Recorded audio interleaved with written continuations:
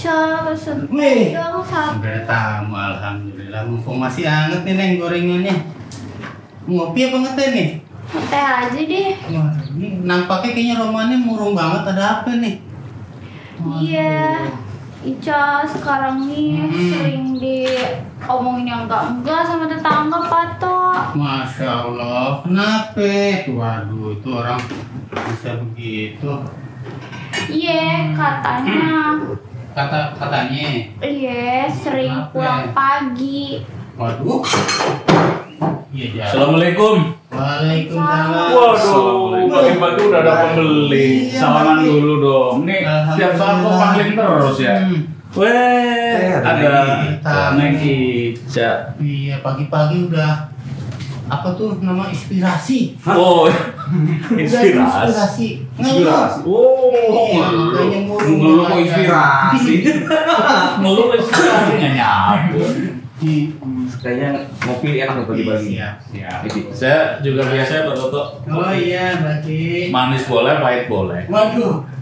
Bebas aja, bebas aja. Fleksibel ya, Fleksibel. Biasa. Ini dari jauh Ica kayaknya ngurung pagi-pagi kenapa? Kenapa Iya. Pak Toto? Diapain sama Pak Toto nih kayaknya? Udah curhat belum? baru mau curhat nggak Ki Mas mau. Oh, Waduh, berarti kita datangnya kecepatan. mau curhat. Baru mau modus katanya. Ah, iya. Datangnya kecepatan. Ini ada apanya? Ada apa nih Ica? Gini loh, Ica tuh. Waduh, Om Ki. Kalau manggil anak Cocok emak panggil apa Om. kesini abang. Abang aki-aki. Ya gimana? Jadi gini, Ica kan sering pulang pagi nih. Lalu sering pulang pagi ya kayak gitu. Iya. Terus. Terus kayak tetangga tuh sering ngeliatin Ica kan, mantau gitu katanya. Abis ngapain nih sering banget pulang pagi gituin. Bagus dong dipantau sebenarnya kan. Iya, tapi omongan tetangga tuh kayak nggak benar gitu. Oh, diomongin nggak bener. Iya. Gara-gara sering pulang pagi gitu. Hmm, Oh, emang diomongin apa sih? ya dibilang yang nggak bagus deh, nggak baik buat Ica juga. Jadi kan Ica mikirnya nggak bagus banget Memang circle-nya. sebenarnya pulang pagi tuh ngapain? Saya juga jadi pengen tahu nih dia kan. Syuting Ica. Oh, jadi syuting sampai pagi terus pulang tetangga nyangkain dia enggak. Iya, bener banget. Oh, itu namanya apa tuh kita? Jadi gini, memang oke lah Jakarta ini metropolitan ya. Tetapi walaupun metropolitan, pola pikirnya kan nggak semua sama. Ya kan ada yang memang masih di wilayah ini memang tinggal di kota tapi tetap memegang adat ketimuran. Bener. Jadi dia tetap mau memegang situasi yang ideal. Misalnya perempuan yang maunya sebelum maghrib udah di rumah, Bener. gitu kan. Atau maghrib udah pada ngumpul di masjid, salat maghrib berjamaah, kan itu idealnya seperti itu. Ya. Tetapi kan kadang-kadang tuntutan sesuatu atau apapun Dan sebenarnya perubahan ini ya. tidak masalah. Yang penting dia bisa pulang pagi didampingin orang tuanya atau didampingin oleh wali yang dipercaya. Atau dan jelas kegiatannya. Menurut aku tidak masalah dan perlu juga misalnya cerita ke tetangga bahwa kegiatannya ini karena kan kita Indonesia itu Udah pakai siap. Ya. Indonesia itu tidak seperti negara barat, orang tidak boleh mengintip kegiatan orang lain. Kamu mau ngapain ya terserah, yang ini tidak mengganggu saya. Nah, kehidupan bertetangga di Indonesia kan nggak seperti itu. Kita itu mau tahu urusan orang dan dia juga mau diketahui oleh orang lain. Nah, cuman kadang-kadang offside nih, berlebihan ya, udah berlebihan. Jadi harusnya ya sewajarnya, ya misalnya kalau dijelasin, oh ya, jadi misalnya untuk menimbulkan supaya tidak ada gunjingan, ya perlu juga kita, walaupun tidak ditanya klarifikasi aja. Aduh, kita memang maaf ya, malam mungkin mobil mengganggu tetangga yang misalnya lagi pulas tidur jam 3 baru pulang, jam 4 baru pulang, mobil atau motor mengganggu suaranya yang lagi tidur. Kita lagi ada kegiatan syuting yang memang waktunya harus sampai pagi karena ya molor situasi, nunggu hujan, nunggu cuaca, nunggu hal-hal lain yang non teknis yang nggak bisa diprediksi. Kalau misalnya dijelasin kayak gitu dan misalnya terus ada hasilnya tayang ini loh, hasilnya setelah tayang saya rasa bisa mengerti. Tapi sebenarnya ada baiknya baiknya itu berarti kan kontrol sosial di lingkungannya berjalan. Masih bagus, ya bagus. Justru hanya terima memang kasih. terlalu cepat menilai kan. Nah, menilai yang kan. tidak benar itu kan langsung memvonis. Ya. Nah, itu tidak benar. Tahu sini deh. Nih kok Tanpa bertanya pada. Tanpa bertanya, tanpa istilah ininya tabayun, bertanya lebih dulu. Nih Neng Ca. Ya, makasih. Makasih, Bapak. tehnya habis nih belum belanja. Ih, bantu nggak apa-apa. Lari soalnya, jadi kadang-kadang baru ini langsung Baru buka langsung ini. Online-nya jalan. Online jalan. Udah ngantri online. Karena penjualannya itu bukan hanya lewat offline yang datang ke sini, lewat Bukan. WA, lewat segala macam juga. Lengkap pokoknya Mbak. Jadi kembali ke kontrol sosial itu justru berarti itu suatu wilayah masih ideal. Jadi- Nah, Ica sendiri udah sempat klarifikasi atau belum? Sudah sempat menjelaskan nih, ibu ternyata saya memang ada kegiatan syuting bla bla bla bla gitu. Sebenarnya Ica tuh orangnya kurang bertetangga gitu loh Om. Jadi kayak tetangga main sayang kayak gitu kan nilai Ica. Tapi sekarang ini kayak Ica ngejelasin juga kan karena sering diomongin kayak gitu. Ica bilang karena syuting gitu, sering syuting. Dan Ica juga ngasih tahu kalau Ica tuh ini syuting di sini nih. Ica kasih tahu adegan Ica tuh jadi apa, perannya jadi apa kayak gitu. Jadi tetangga sekarang sih udah ya lumayan. Jadi kalau menurut saya gini, hidup itu jangan seperti sinetron banget. Dizulumin diem aja, kalau di sinetron itu kan. Dizulumin diem. Ya tergantung sutradara sama skenario-nya juga sih. Itu sinetron kan. Tapi kalau di kehidupan nyata, iya kita perlu bersosialisasi.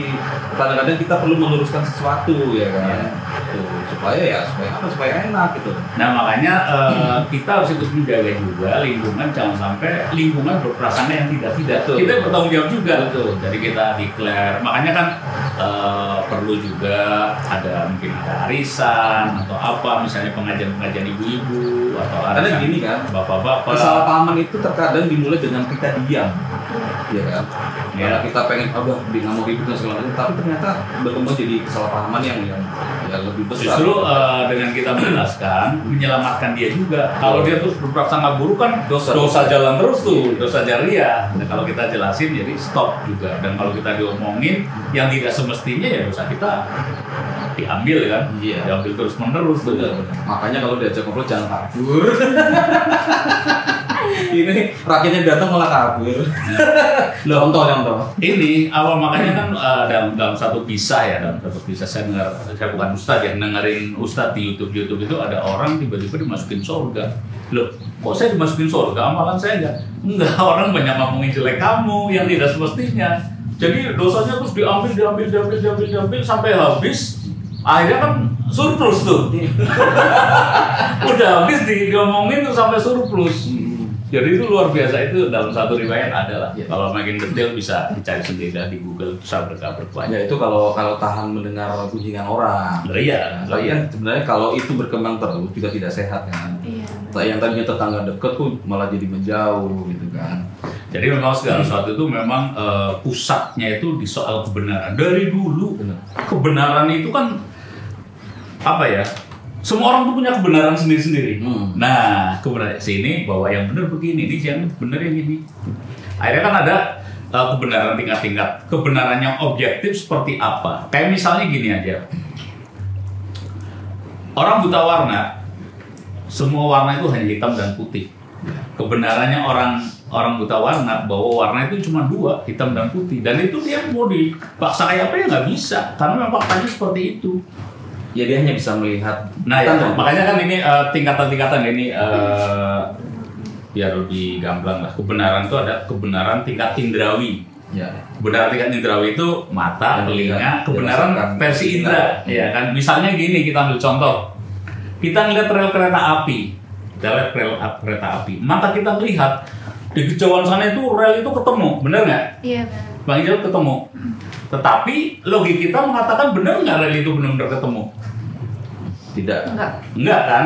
Nah itu walaupun logika sudah ngomong itu rel sampai kapanpun sampai Surabaya sampai itu nggak akan ketemu gitu kan, tapi tetap mata nggak gue ngeliatnya ketemu kok. Jadi tetap si mata kebenaran indrawi tetap berpegang bahwa rel itu ketemu. Logika juga tetap bertahan. Enggak, itu nggak ketemu. Akhirnya ada penengah juri. Ya udah kereta suruh lewat aja. Kalau kereta itu terguling, berarti rel itu ketemu. Ya. Kalau nggak terguling, berarti memang sejajar terus. kereta lewat, ceret, ternyata kereta selamat nggak terguling, tapi mata tetap melihat bahwa rel itu ketemu. Dan kenapa tidak terguling? Karena keretanya makin kecil. Ya ada keterbatasan ya. Nah itu kebenaran indrawi ya. Logika apa? Ya logika udah bagus untuk ngeliat bahwa ini, tetapi logika tidak bisa menjawab kenapa kereta itu bisa bergerak. Kenapa? Loh, ya itu ilmu pengetahuan ya, karena di situ ada mesin, ada proses bahan bakar segala macam. Ya, sudah masuk ke lebih naik lagi itu ilmu pengetahuan. Ilmu pengetahuan di situ udah arsitektur, sudah teknik mesin, itu ilmu udah nyampur ke situ juga. Oke. Setelah ilmu pengetahuan bisa menjawab kenapa kereta bisa berjalan, lantas siapa saja yang ada di dalamnya? Itu udah butuh disiplin ilmu lagi. Terus ngapain dia ke Surabaya? Ya kan? Itu udah ilmu pengetahuan udah nggak bisa jawab lagi. Itu filsafat. Itu udah lari bahwa orang ke Surabaya itu ada tradisi mudik, ada tradisi mungkin untuk menjaga keseimbangan, dia harus ke sana, harus ke sini, sudah kebutuhan, mungkin ada yang bisnis atau itu filsafat. Dan ketika menjawab apakah orang yang ke sana itu benar semua atau salah semua, filsafat itu udah nggak bisa jawab. Itu udah wilayah agama tuh. Keyakinan. Wilayah agama. Karena kan di dalam satu gerbong itu kan tidak semuanya orang benar atau tidak semuanya orang salah. Tidak semuanya orang yang alim, tidak semuanya pendosa atau apa. Nah itu filsafat nggak bisa jawab. Baik-baik aja. Jadi, nah ada lagi kebenaran versi jurnalistik. Wah, iya. Iya kan? Kebenaran versi jurnalistik ya udah biasanya benar tuh kita mau mencetak seperti apa, yang benar seperti apa. Ya kan? Kayak itu udah beda lagi, sehingga masyarakat dicekoki bahwa ini loh yang benar. Ini Luna Maya loh. Misalnya gitu. Ini Luna Maya loh. Lama-lama bener. Karena dicekoki bahwa ini loh yang namanya Luna Maya ini. Orang akan percaya. Oh, menurut media yang mainstream ini Luna Maya kok. Kayak gitu-gitu. Itu bahaya. Ini loh Ari Wibowo gitu kan. Ya, ini Ari Wibowo. Gitu. Pers punya kemampuan seperti itu. Ya. Pers punya kemampuan seperti itu. Merubah ini ya. Iya. Penilaian ya. Penilaian artinya mencetak kebenaran pada masyarakat. Jadi menjejali ini loh kebenaran. Itu sama dengan ini kan Ki. Ketika seorang penyebar kebohongan terus-menerus menyebar kebohongan sehingga dia sendiri tidak bisa membedakan. Dia sendiri yang berbohong, tapi dia sendiri percaya bahwa kebohongan itu adalah kebenaran. Gitu. Iya. Itu yang bisa kayak gitu. Artinya bahkan kebohongan kalau diberitakan dengan gencar, dengan meyakinkan, orang akan percaya bahwa itu kebenaran. Nah itu memang akan dari persoalan semua itu ya, dari kebenaran. Nah itu tadi makanya ketika kita dalam satu lingkungan, kita juga wajib ya kan menjaga itu tadi itu kebenaran, kenyamanan ya kan. Jangan sampai orang berprasangka buruk karena kita hanya diam saja. Ya, kan? Sementara kita punya waktu untuk berklarifikasi, bertetangga, ngobrol segala macam gitu kan. Dan kebenaran itu juga ada batas waktunya loh. Jadi suatu saat bahwa hal itu yang dianggap benar, sampai suatu saat itu dianggap tidak benar. Contoh. Zaman Nabi Adam, anak-anaknya dinikahkan, itu masih dibenarkan. Boleh. Iya kan? Tetapi setelah berikutnya itu udah nggak boleh. Nah itu artinya kebenaran itu ada batas waktunya. Ini benar. Jadi pernah yang gampang gini, makanan kemasan lah, ya kan? Iya. Boleh dimakan benar, dong dimakan kan? Tapi kalau sudah expired ya nggak boleh dimakan. Ya boleh dimakan karena udah. Artinya batas waktu kehalalannya ya, halalannya. Iya bisa kayak gitu. Itu bisa untuk contoh yang ini. Jadi kebenaran pun ada batas waktunya, tergantung situasinya, tetapi tidak boleh bermain-main dengan kebenaran. Jadi benar-benar kebenaran itu harus benar-benar dijaga. Benar-benar, iya. Itu diminum Neng. Iya. Oh iya tuh. Baki. Oh ya, terima kasih. Iya. Nggak baca puisi nih Baki. Wah ini mau dirangkum dalam satu puisinya Baki udah pasti tuh. Gimana gitu kalau nggak dengerin puisinya Baki ya? Kurang ini ya. Kurang. Hari ini kayaknya kurang kalau ada puisi. Gitu. Masih pagi ya. Nah yang repotnya lagi gini, jangan buru-buru baca puisi. Oh iya. Demi sesuatu dia mengorbankan kebenaran. Ya. Tetapi ada juga kebohongan yang ditoleransi.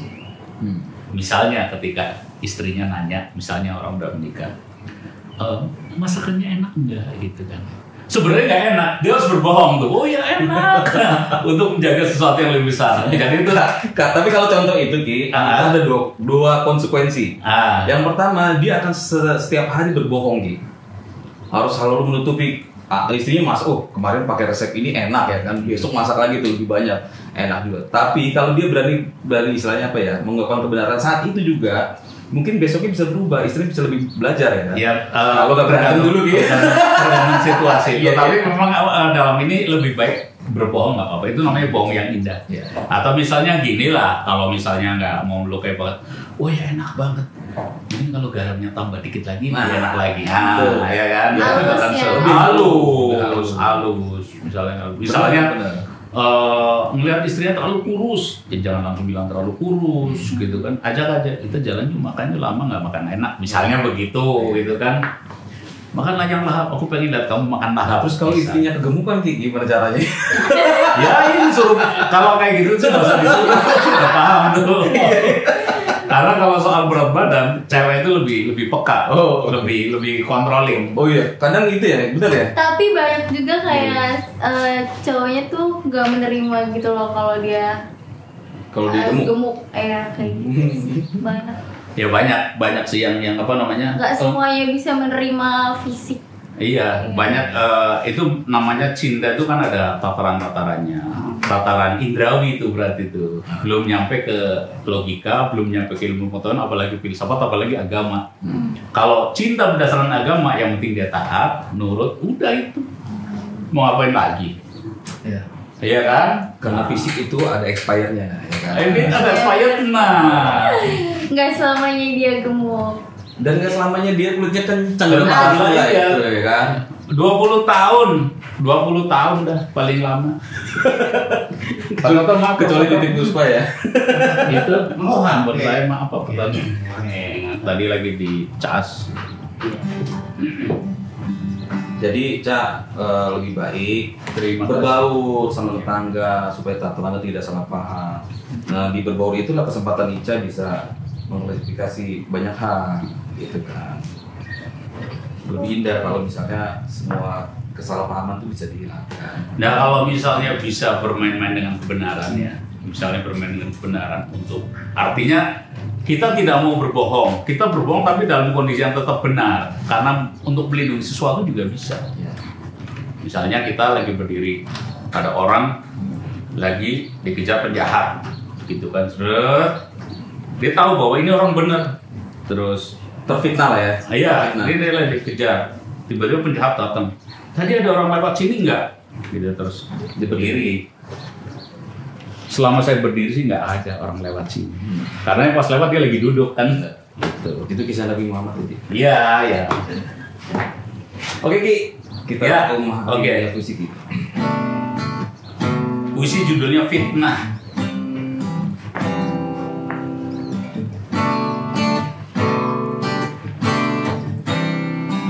Fitnah. Segala sesuatu berawal dari kebenaran. Kebenaran inilah sumber dari segala sumber. Orang mendapat predikat apapun lantaran berselisih dengan kebenaran. Orang yang menolak kebenaran namanya sombong. Pura-pura di jalan yang benar, munafik.